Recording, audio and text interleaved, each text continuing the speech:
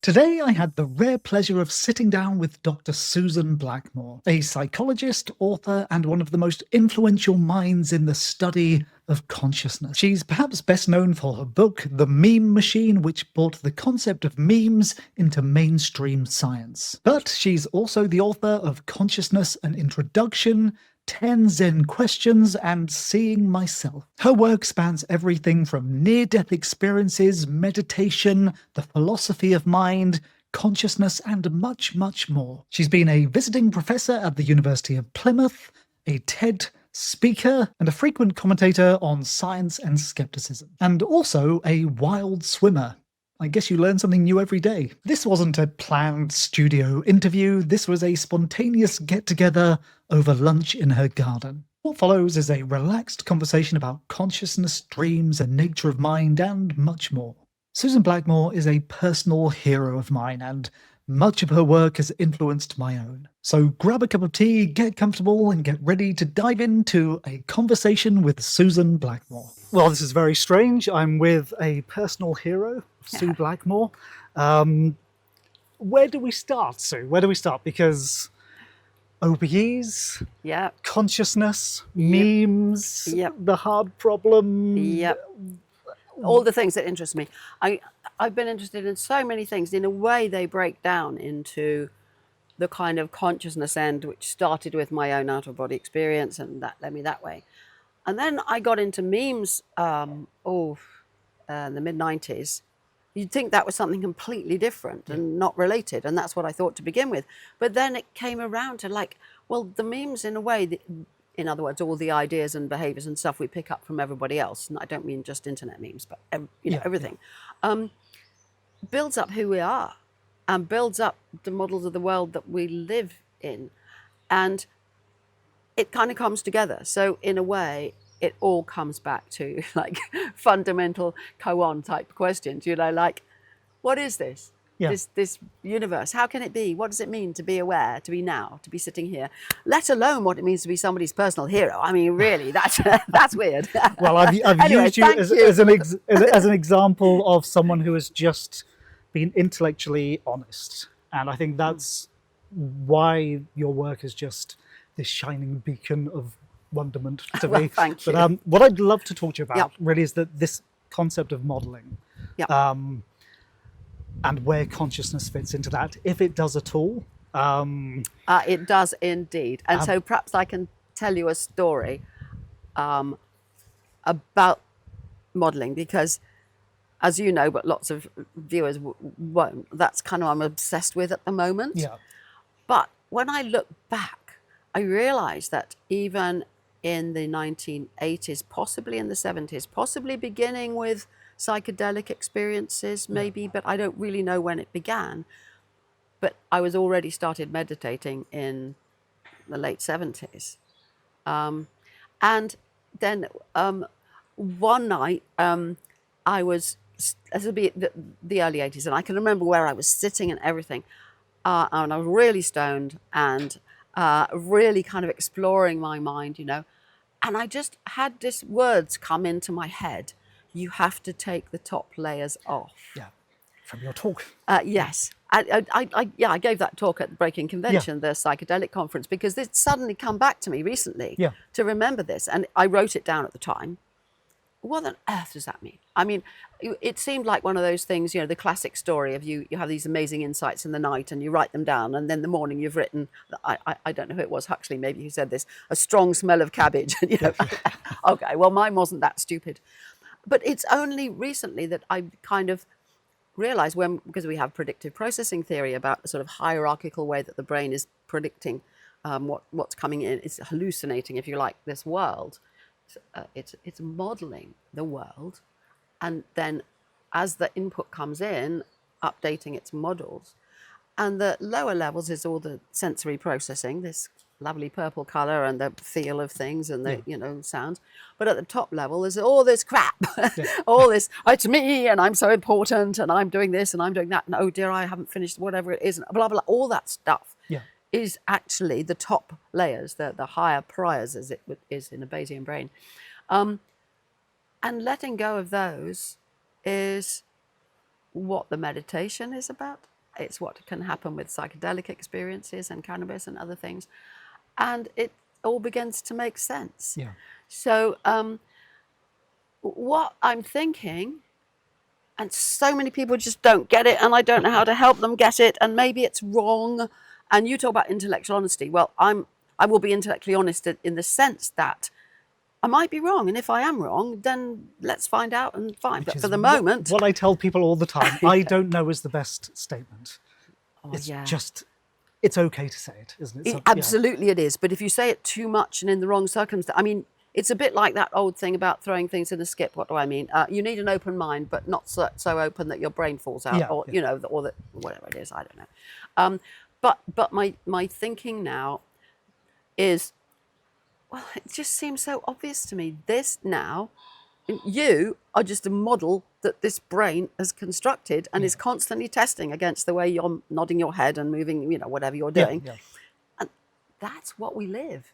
We can't escape the models. That's all we have. That's what a brain's doing. And so if you ask the difficult question, well, I know you know about the question, and I expect a lot of people listening do as well, the what is it like to be a bat question? Well, you can struggle with this forever and never get anywhere because it's the wrong question. I'm not just me saying that. Loads of philosophers and neuroscientists have said it's the wrong question. But I think it's the wrong question in a different way that most people do. I think it's because a bat can't be conscious any more than a glass of water or a table or a human being even. It's not the physical thing that's conscious. It's the models. And I am a model. Are you saying that the entire model is conscious, or the identity sitting within that model is conscious, or is it somewhere between the two? It's actually neither, but it's a very good question, what you've asked. Good. So what I'm saying is, if you ask what is it like to be a bat, or what is it like to be, you know, whatever, you can't know.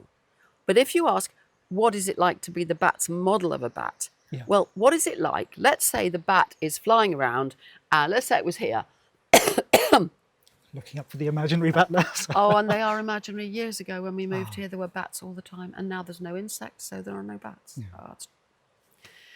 Let's not get diverted by the disastrous state of the world. So let's imagine that the bat is flying around. Now, it's going to have many layered models, not as many as we have. It's a much smaller brain, but it's still got lots.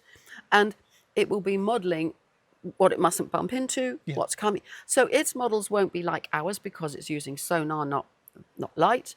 But it's detecting worlds. So what is it like to be that? Well, I would say it's like whatever the model said it's like, because that's what a model is. This is the key to what I'm trying to get over to people. And again, it might be wrong, but what is it like for me looking at this now? Well, it's like the colors. They're made by the color system in V5 or wherever it is. That is saying, oh, that's different from that. And this is not yellow and pink. This is, you know, the structure here. What is it like to be me now? Well, this is complicated because a human model, I am a model. I mean, you know, the story of who I am and how it relates to this body is all a model as well. But what I'm fundamentally saying is that any model in any such complex system, there's something it's like. So the lower models of just color down in like in V1, the early visual processing, there'll be such simple models that there's something it's like to be them. But what is it like? It's like a flash of purple and it's gone. And it's not of interest. And as you go up the system, you're building more and more complex things. So you get into temporal lobes and you've got, you know, shapes, and then you've got recognizable objects. You've got object recognition bits in your brain. You know, you've got the house area and the face detection area and all that. So they're making models of faces. I'm trying to say that every model in the system, there's something it's like to be. In other words, you could say they're conscious. Just an isolated model, it's conscious in the sense of something it's like to be. A character in a dream. A character in a dream. Its own sense of... Well, no, it's not having it. Or the system is having it. The system, but only part of the system. Part of the system is modeling a character in a dream based on all the characters that the person whose brain it is has experienced in the past. So those entities are not having a dream themselves. They are just part of a model. So would consciousness itself be a model within that system? What is consciousness itself? I mean, that's a really difficult term, because people say that. And what they very often mean is that consciousness is some special separate thing. And that's really problematic. Yeah. Right, so here's a question I'd like to ask you. Go on. I don't know where I stand with free will, so I was thinking maybe I could let you decide for me what I think about free will. Oh, gosh, what a challenge. Hey, you're treating me like an AI, aren't you? Yeah, what's that AI system going to say about your free will? How is it going to find out? Okay, what happens if you have to make a difficult decision, like whether you're going to come here or not? When I suggested instead of doing this online, you should come to my house. What happens when when such a decision is made? Well, the honest answer is I fluctuated through different versions of self. There was the social anxious Daniel thinking, can I handle that scenario? Probably not. There's the smug YouTuber Daniel, which is like, oh, what a lovely opportunity. Blah, blah, blah. I can get more views with that. And then there's the normal version of Daniel, which is, okay, well, this is a beautiful opportunity with a personal hero. And the many, many other different varieties. Okay, so all those happen. And then who do you think, or what do you think is ultimately making the decision?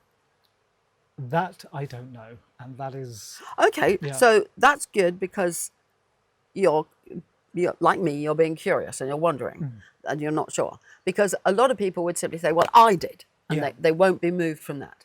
So you're already at the point of, well, clearly all those thoughts went along, but who's thinking them, and are they thinking themselves, or is the decision being made somewhere else, and then this mouth just speaks it, which is the direction I would go with it. What else about free will? What if there's some difficult moral decision that I can't think of a good example, but you've got to do something that really affects somebody else? Okay. Is your feeling that, well, you've got to have free will in order to make moral decisions? I don't think so. I mean, for me, I've investigated this as much as one can with introspection. As much as one can is an awful lot. Right, I challenge you on that. Thank you. I deserve to be called out. As much as I have been able to up to this point. And what it seems to me is it feels like some kind of prediction engine. Like my mind, whatever that is weighing up probabilities. It's making predictions about, if I do this, this might happen. All these branching trees into the future. And the weight of my previous experiences seem to nudge me onto a particular path. But I'm thinking about a moral decision, because a lot of people say, if I could think of a really good example, you're not going to go and run somebody over or do something awful, are you? But I can't think of a good example. Classic train track. Well, that's what I was thinking about, the train tracks thing. But I'm trying to think of something, in your own life. Oh, somebody really wants you to do something for them, and you've actually got something else you want to do, and that's really annoying. It's not a very moral thing. But why I'm mentioning this is because a lot of people seem to think, well, it's okay with most kind of decisions, but when it comes to morality, we couldn't have morality without free will. And we couldn't be responsible. So let's track the responsibility. What if you were to pursue the thoughts you're already telling me about, which are definitely in the no free will direction, that you've talked about your brain and the decisions are being made by this prediction engine and what have you. It feels like you're making the decisions. It feels like you're making okay, well, what does that feeling mean? Well, it's because the body is responding to the difficulty of the decision. If it's a difficult decision, that's brilliant, because you described the different selves of you, the socially anxious, then what you call normal, the opportunistic, I'm going to do a great, your body, I'm sure, will have been feeling different things with those. Probably when you thought about the social, it's probably your body's, I should have been watching more carefully, shouldn't I? All of that. And then the bit of smile when you came to the, I lost people who watch me, whatever. So in describing things that way, you're describing the whole machinery as doing its thing and not requiring somebody else. Now, let's suppose that you make a decision that this person wanted you to do this and you actually did that. Who is responsible for that? And is this a problem? If you don't believe in free will anymore, do you have a problem with what it means to be responsible? It's a tricky one, isn't it? Because then we have to look at the legal system in a completely different way. You know, yes, absolutely. Do criminals get punished for if they're just the result of their circumstances and biology and etc.? Yeah. That's where I suppose I have a problem with it. That's one of those barriers you hit, right? It's like, okay, well, that in itself doesn't seem moral somehow. It's treating people like machines. So yes, okay. So yet again, you're pushing at the, you know, you've obviously done all this thinking that's taken you in this no free will direction, and you've come to this social sticking point. What do we do with the law? Now, let's suppose somebody's done something. I'm just watching Adolescence at the moment. Have you watched that? Oh, I've heard about it. So many people are talking about it. I've only just started watching it, but it's very clear there that this terrible murder is because of the circumstances. You know, so let's say there's some terrible thing happens because, let's say, a kid was brought up in a difficult household, or now they're at school and the social media, horrible things, and all the sexual stuff and the worse than the objectification of women like it was, you know, when I was young. It's really horrible now, and the bullying that goes on through social media and all of that. So you can understand. Now, jumping to the point, what do we do with a legal system if, let's say, a kid has murdered somebody, but you can understand all the reasons why, and that you think, well, if I was in that situation and born with that, and, you know, I'd have done it.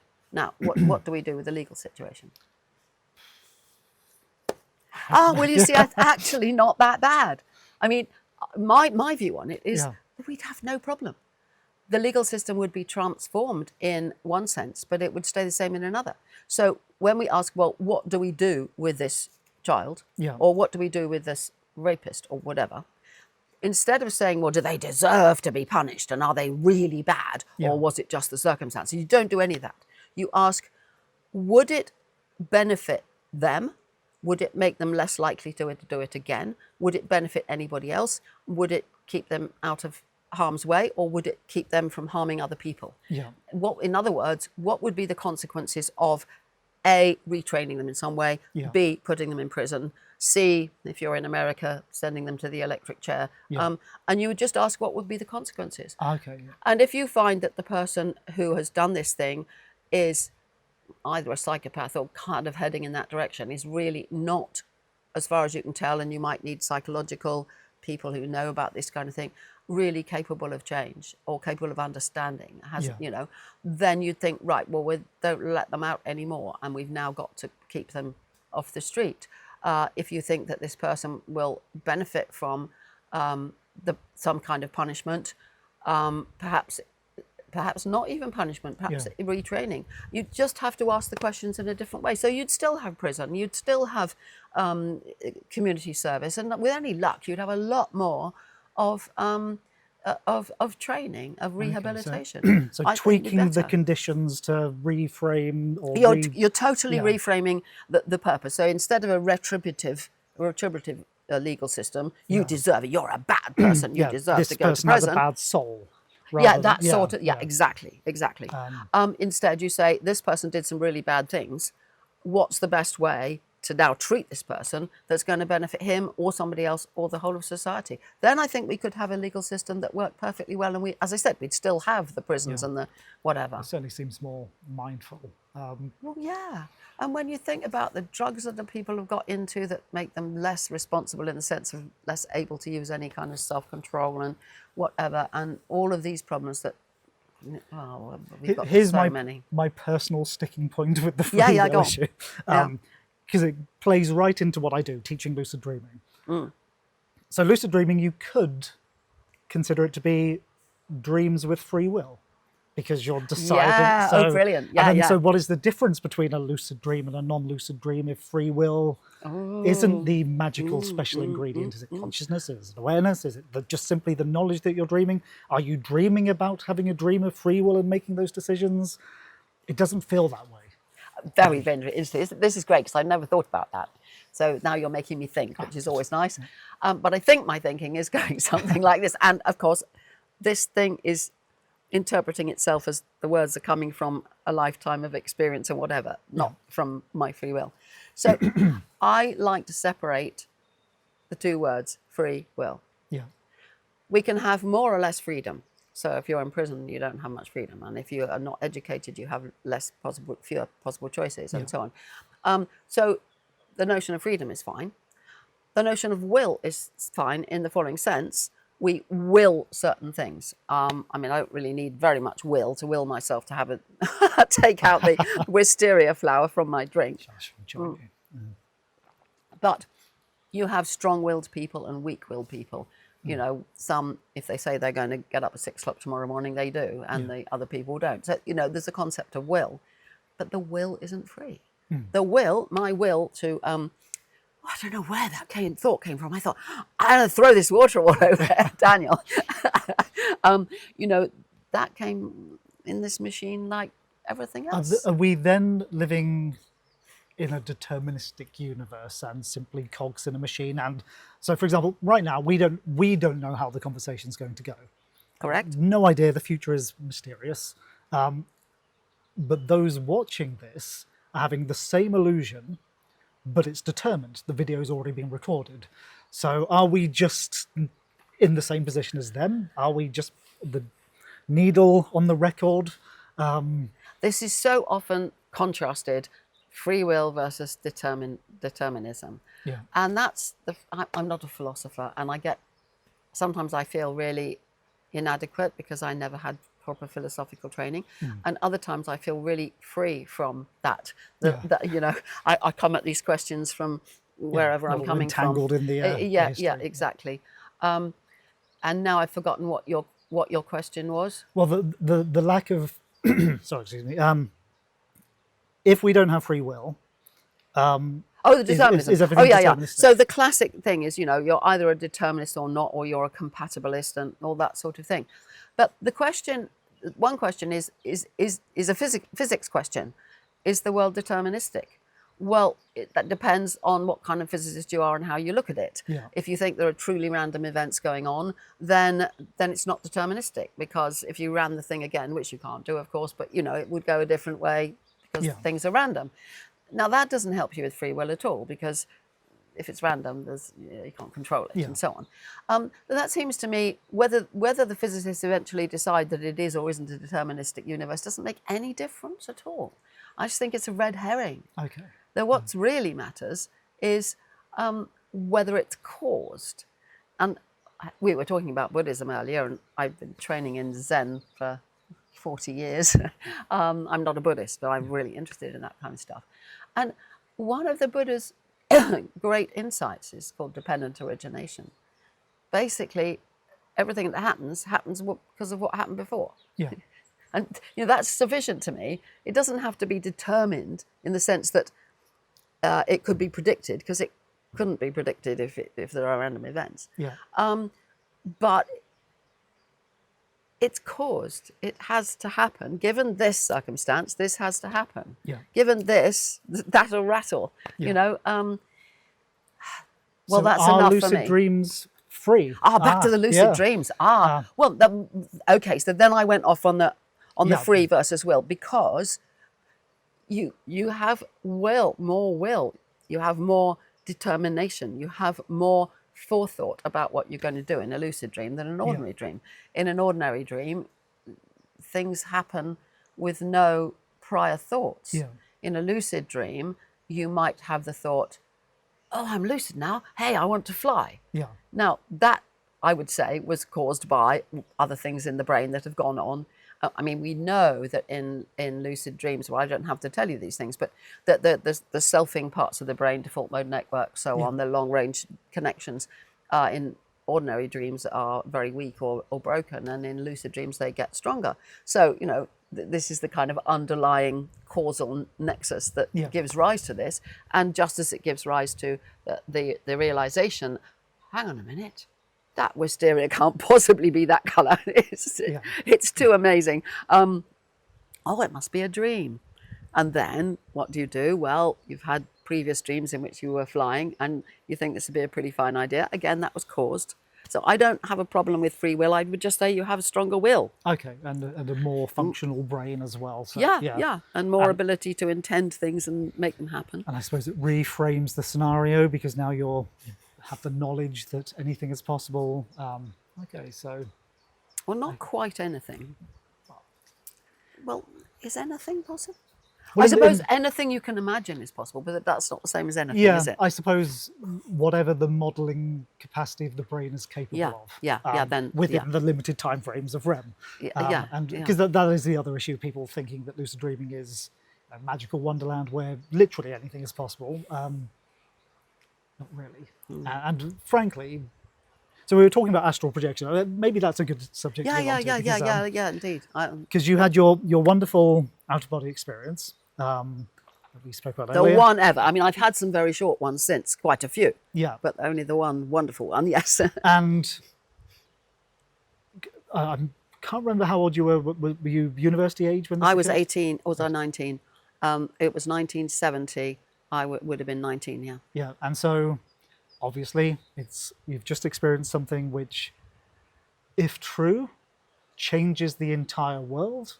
You know, if what's true? If souls can leave bodies, you mean if an out-of-body experience is actually something's going out of the body? Yeah, then science needs to be rewritten. So yes. Nom delicious for a curious mind, a young mind. Yep.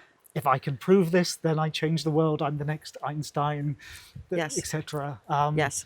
And you followed that path for 20, 30 years? Well, it depends what you mean by following that path, but you've described it brilliantly. I wouldn't have put it in those words then, although I do now. But it was very obvious to me, because I was doing physiology and psychology at Oxford. Yeah. And I loved the subject. I loved learning about it. But we were not allowed to even mention the word consciousness. If you sort of said anything to do with consciousness or even dreams, they'd sort of look at you like... Strange. It was made very clear, you just don't talk about that kind of stuff. It was still the end of behaviorism that we're talking about. It's just behaviorism was just beginning to crack up. So it was very obvious to me that I had, in this long, dramatic out-of-body experience, that I had gone to another world. I was skeptical about what that world was. I'd read enough astral projection literature to think, well, is it the astral world? Is it the world of thought forms like Leadbitter and those people, and Muldoon and Carrington and all the classic people, or am I really seeing this physical world, and how do I tell, and how can I check, and all of those things.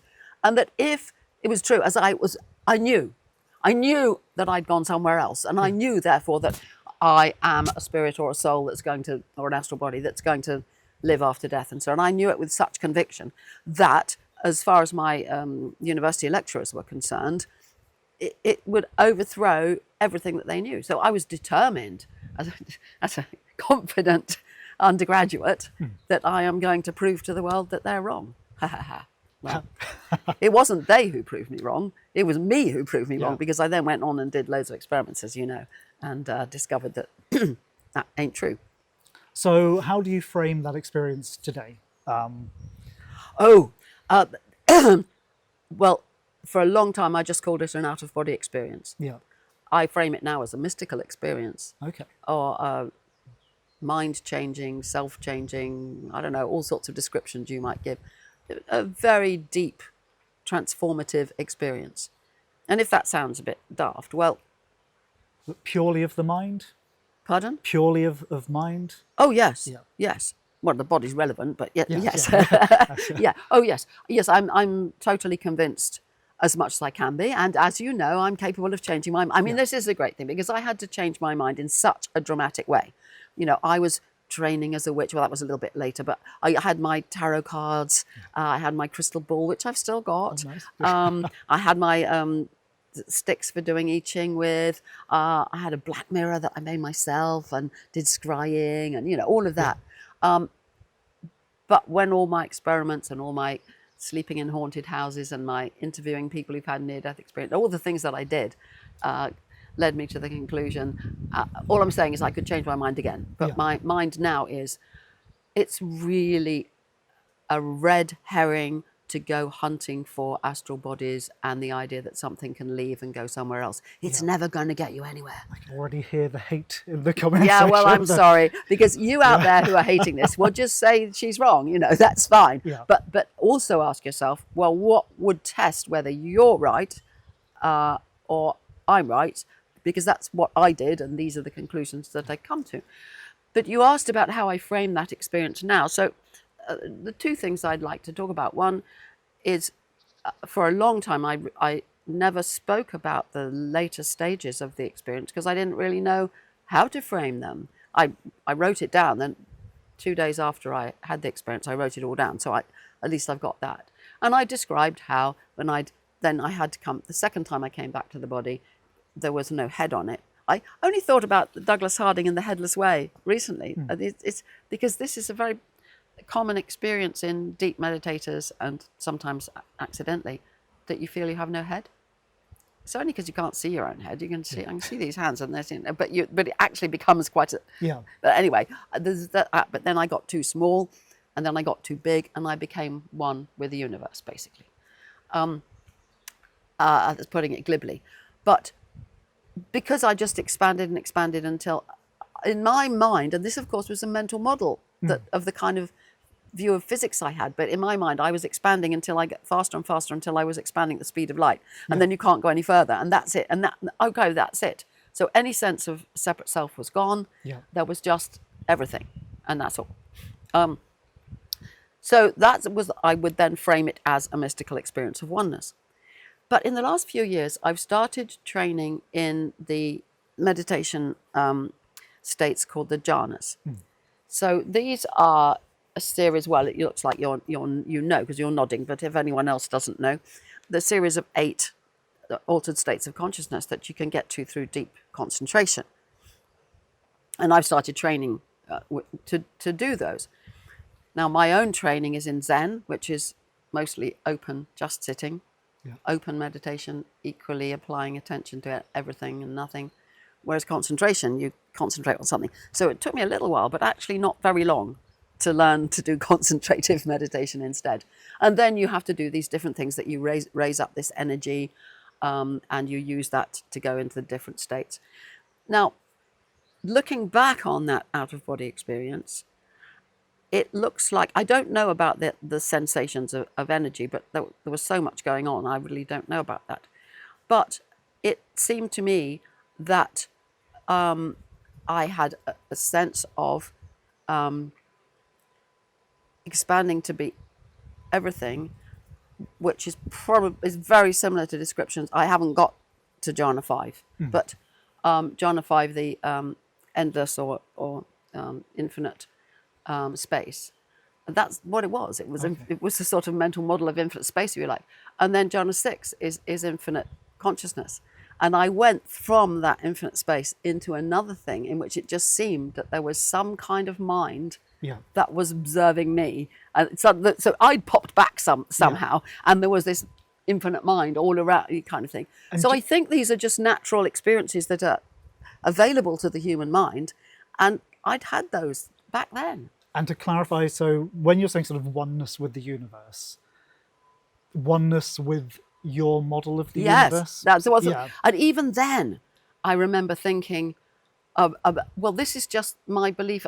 I remember thinking, well, is it an infinite or unbounded?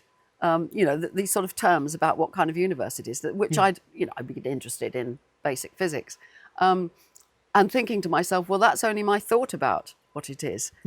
Can I find out really? So even then, I was thinking this is all models of worlds that this brain is constructing. And I think that, so with lucid dreaming and teaching lucid dreaming, the main priority is teaching people of this modeling system, because it's so counterintuitive. The world feels like it's out there, it comes in through our senses. The perception, it feels like perception happens to you. When what we're doing is, perception is what you do to the universe. Yes, and, absolutely. I suppose in a co-creation with your sensory input. Well, that's the essence of predictive processing theory and the controlled hallucinations. So how do you do this when you're teaching lucid dreaming? How do you set about this in what you've just described? I suppose the the simplest way of describing it to people is whatever the furthest thing you can see is. What's beyond that? It's the inside of your skull, and then the universe expands beyond that, which is, so simplistic, but I think it's a nice way to... Hang on. So okay, I'm looking over there into the far distance, and now I'm very familiar with this kind of move. Okay, so the way I think of it more is if I'm looking over there, I've still got the sense of what's there, even though I can't actually see it at the moment, and all that is a model. Yeah. Well, what isn't a model? Only the tiniest bit here, maybe, but even that is just a model actually controlled by vision, whereas that's just coming from memory, and I get there that way. Yeah. But you're saying, you then say, out there, I don't see how you get people to believe that it's a model by getting them to think about what's over there.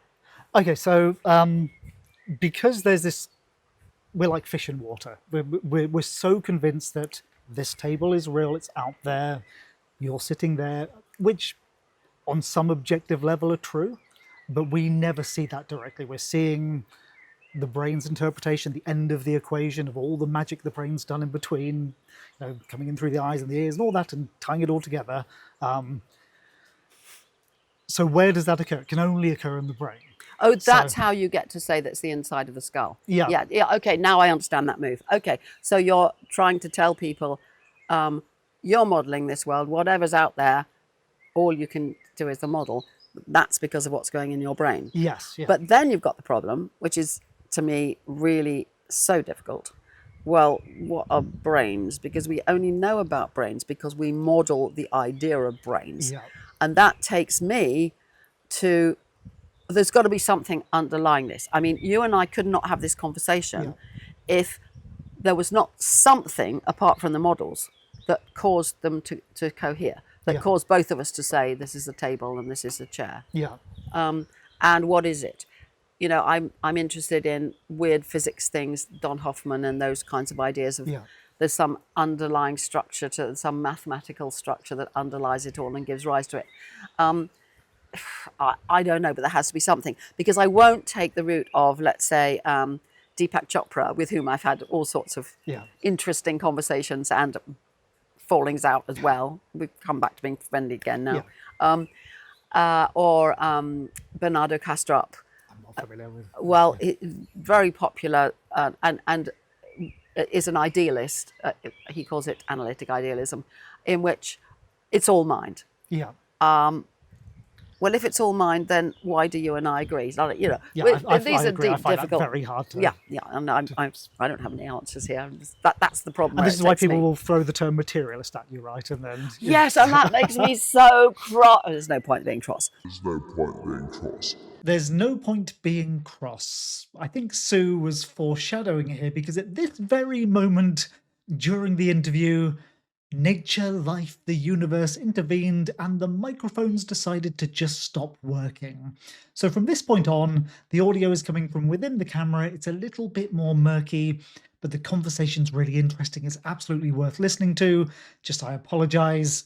Technical gremlins. All my life I can remember, all my academic life, grown-up life, I've had people telling me, well, you materialists.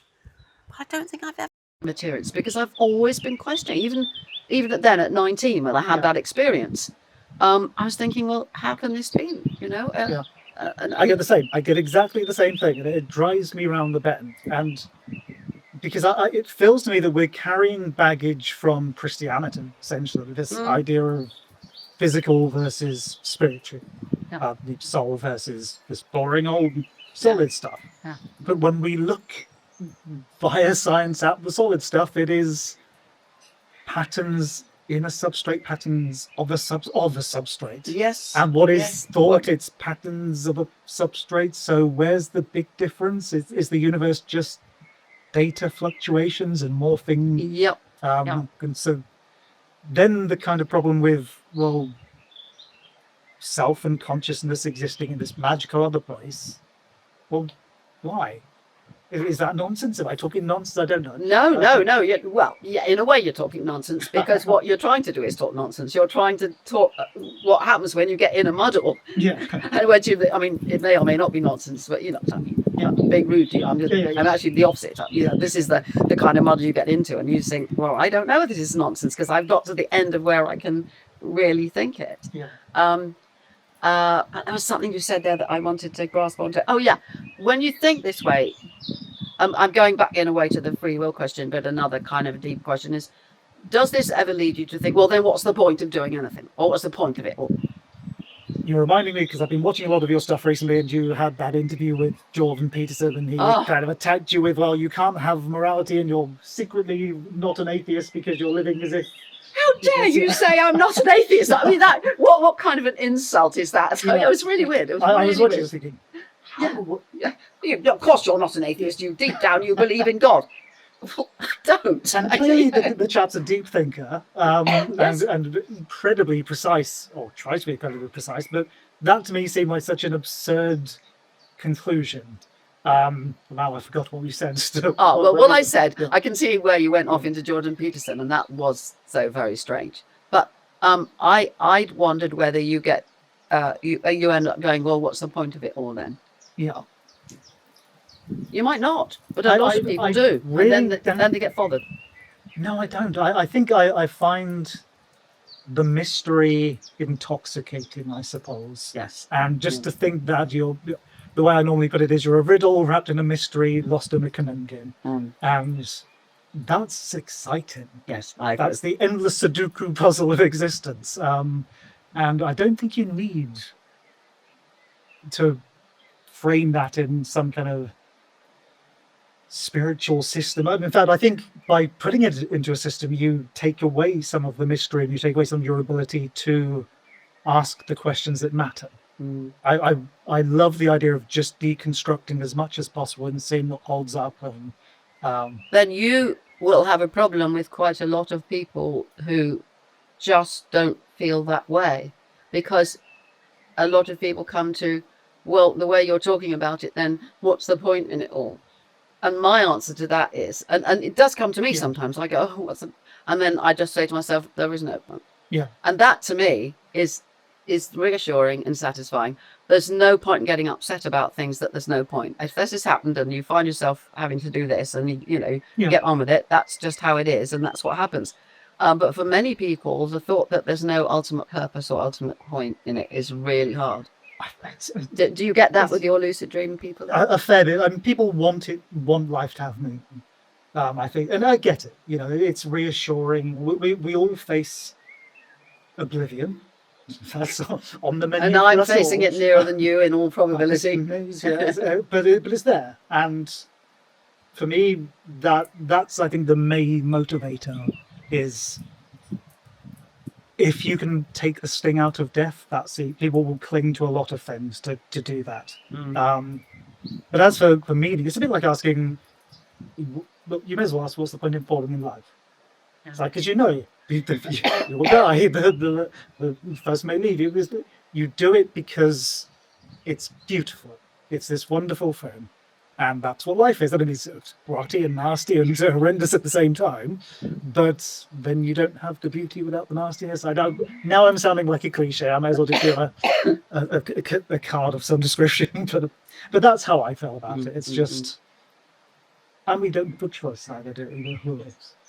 Yeah, absolutely. Yes.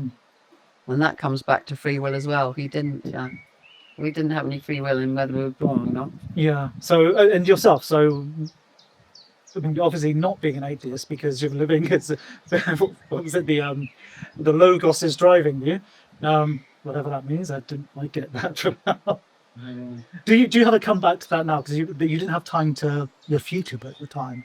Well, I don't think it's refutable. I think it depends how you define an atheist, and I take an atheist to mean somebody who lives without invoking God in their life. Yeah. I don't pray to God. I do occasionally say, oh, God, that's dreadful. You abuse the term if you like. Yeah. But I do not in any sense call upon God or Jesus or anything. Yeah. That's, I think, makes that I'm obviously an atheist. So I don't, worry about him saying that. It's just, it's bizarre. Yeah. And he thinks he knows better than I do. And I think there are lots of things that, you know better about somebody else than that you know them better than they know themselves. That can certainly happen. But to think that you're a secret believer in God and you're telling yourself you don't believe in God when you do really, doesn't make any sense, does it? It's just paradox, such things. I want to ask you a bit more about the people that you train with lucid dreams. What's their motivation, and what are they want? Why do people want to have lucid dreaming, and what do they do with it when they get better at it? If your training works, it's I mean, it can work. There's never any guarantees, because, as far as I'm concerned, it's what I teach is a form of focused mindfulness. It's return. Well, as you speak about, there is no continuous self, and we're constantly being tangled and falling off into different daydream, whatever. So basic lucid dream practice is returning back to itself, asking the question, could this be a dream, or what kind of dream is this? And then that self-reflection leads to lucidity when the circumstances are but when you are in a night dream. But as for why people do it, I hate to say this, it's almost a meaningless question, because it's the same question you just asked me, about why do you do what you do, or why you find this stuff interesting. It's everyone is so human. There are without wanting to put people into little boxes, but teenagers tend to be more interested in some superhero powers, that kind of thing. People in their 40s plus, they're starting to get a bit spiritual, philosophical, and they want to delve into that. There's definitely a segment that a favorite type who just see the mystery and see it as another way to understand the mind, and all lies beyond that. The way I teach it is mostly, none of us know why they're here. Brains are fascinating. Brains can do this. And when you do this with the brain, it reminds you that you're doing it with the brain when you're awake as well. Yeah. And to me, that frames reality in a very different way. It's back to the mind, essentially. So learning that you are sounds grandiose, a creator of a universe. It's not quite, is it? Because there's only ever really a snapshot of the immediate now. But what's so strange about this whole modeling thing, as we were talking about earlier, that I guess it's I've 45 years or something of meditation and even more of thinking about these things. It now seems to me, I'm just looking at this amazingly weird table covered in flowers. It just keeps falling on your brain is going to attack me so much. You're tactile wisteria. It's just so obvious that this kind of brain creates this kind of model or representation, theory or guess about what's there. And what it really amounts to is knowing that if I reach out my hand and touch that, it will feel like that. And if it doesn't feel like that, surprise. And then the brain's having to do things and adjust itself and so on. And that the hands are the same. If I reach this hand, and this hand is just a model this brain is building from the input. I think what helps, I went to a wonderful lecture at a conference about artificial vision. But what was wonderful about it was replacing vision. Sorry, not robots and AI. It was how to replace when people's blind. And the guy said, if you think about where is the bottleneck that we have to get through, it's somewhere in the thalamus. But no, he said it's in V1 in the primary visual area. And there's these many columns, and there's actually only 1,200 bits of information. This is where you have to get through. What is coming into the brain? It is. When I say bits, because it's not all digital, it's analog and digital mixed. Yeah. But brains are strange in that way. But it's just chemicals and membranes, potentials across membranes changing and flowing along an axon, and that's all there is. And then this appears. Now, to say that there's some extra thing called consciousness, which somehow this brain, which is doing all this electrical and chemical stuff, has this thing called consciousness that makes me conscious of it. No wonder it leads to the hard problem. It's ridiculous. Yeah. It's stupid. So what is happening? Well, we know what's happening.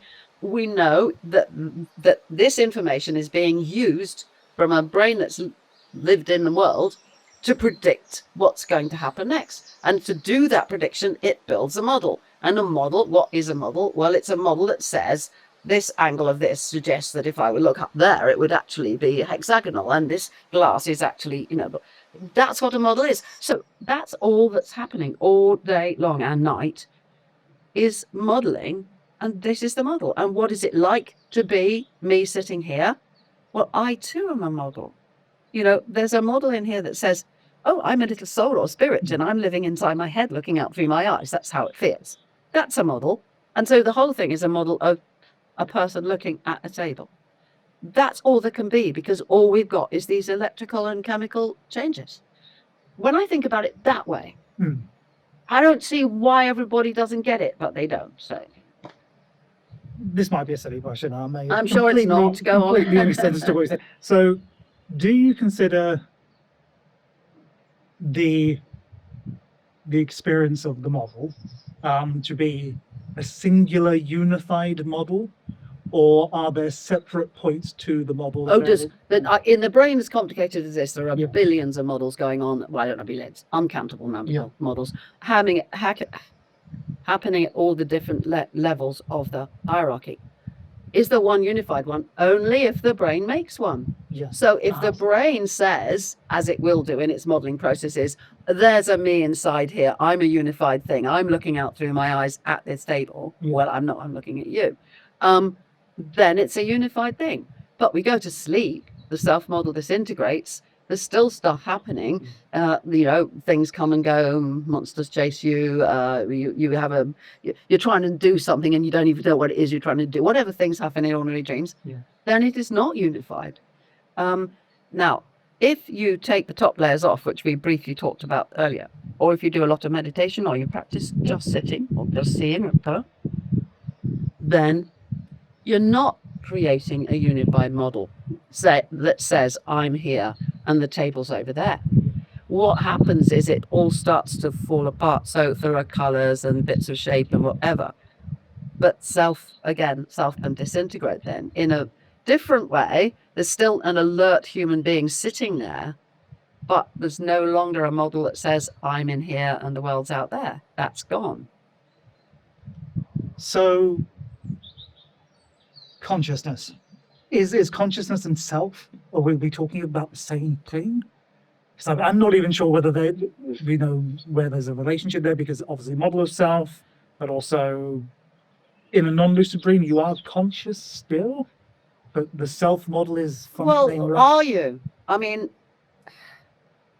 there's an interesting paper by Dan Dennett a long time ago, Our Dreams, Conscious Experiences.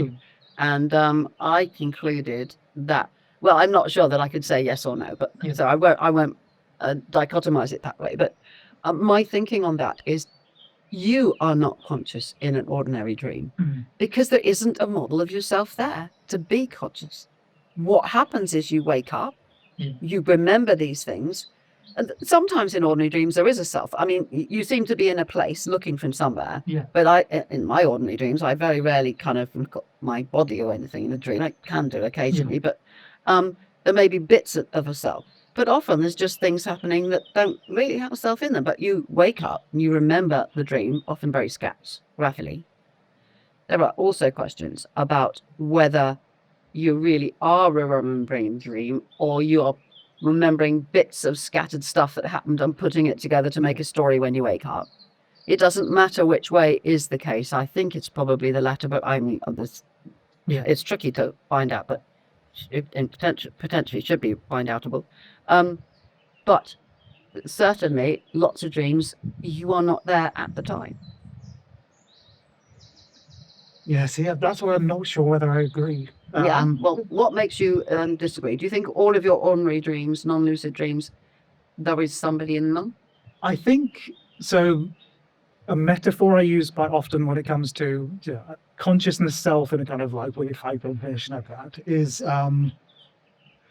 it exists in a similar place to where music exists. This other place is in consciousness, music. So bad choice, but I'm a Barbie girl as a piece of music, because why choose something classical?